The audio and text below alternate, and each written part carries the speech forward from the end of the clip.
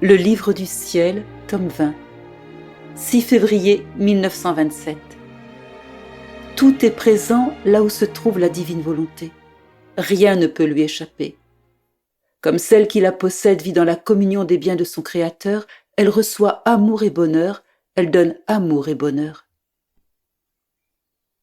J'étais tout immergée dans le vouloir suprême, suivant ses actes afin de me constituer moi-même l'acte de chaque créature.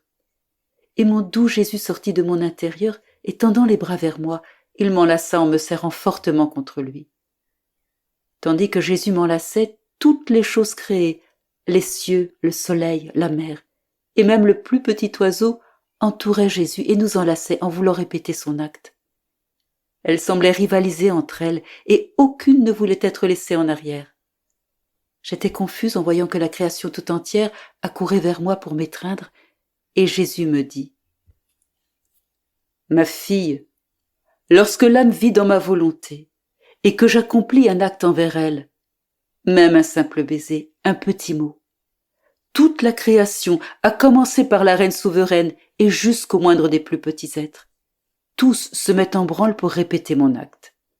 En fait, comme ma volonté est une, celle de l'âme, la mienne et la leur propre, toutes ont le droit de s'associer à moi et de faire ce que je fais. Par conséquent, ce n'était pas seulement moi, mais tous les êtres en qui ma volonté existe qui étaient avec moi pour t'étreindre. Ainsi, chaque fois que je fais un acte de plus avec celle qui vit dans ma volonté, je donne une fête nouvelle à toute la création.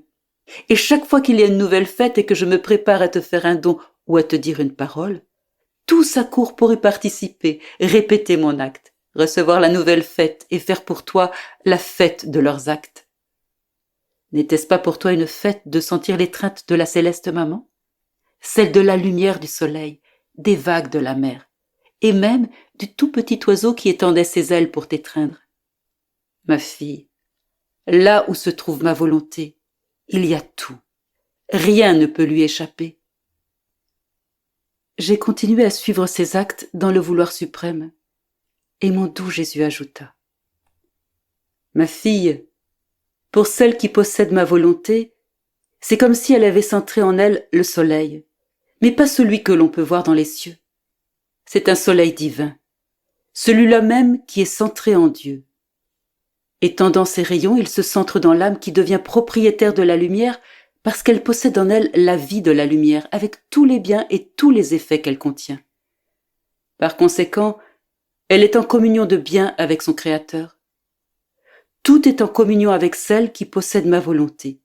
Communion de l'amour, communion de la sainteté, communion de la lumière.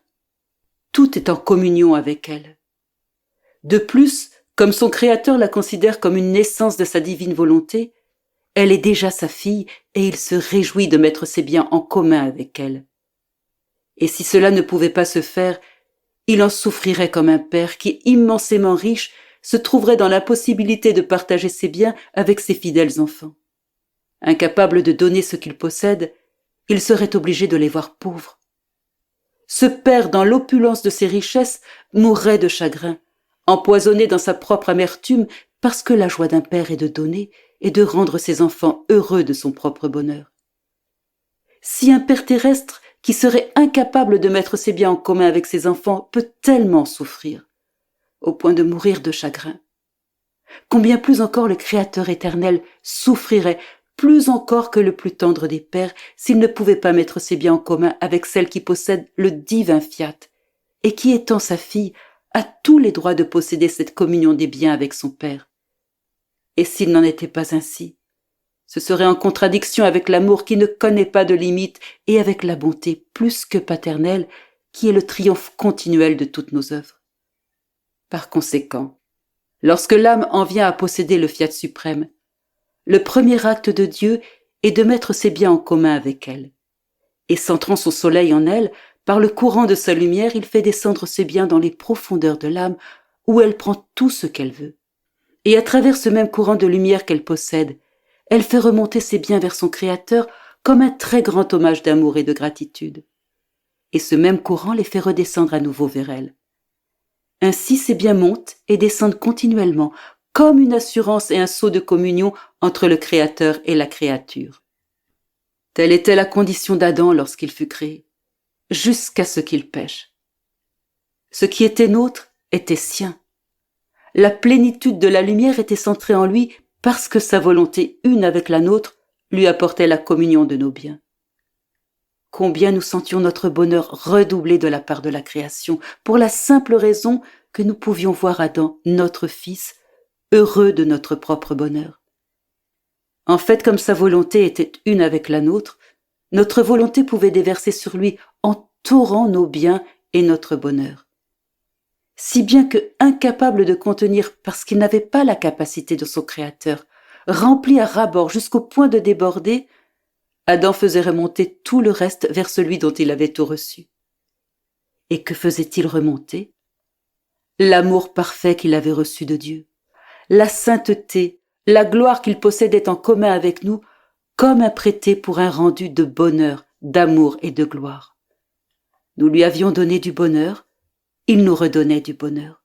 Nous lui avions donné de l'amour, de la sainteté et de la gloire. Il nous redonnait de l'amour, de la sainteté et de la gloire. Ma fille, posséder une divine volonté est une chose étonnante. La nature humaine ne peut pas entièrement la comprendre, elle la ressent, elle la possède et ne sait comment l'exprimer.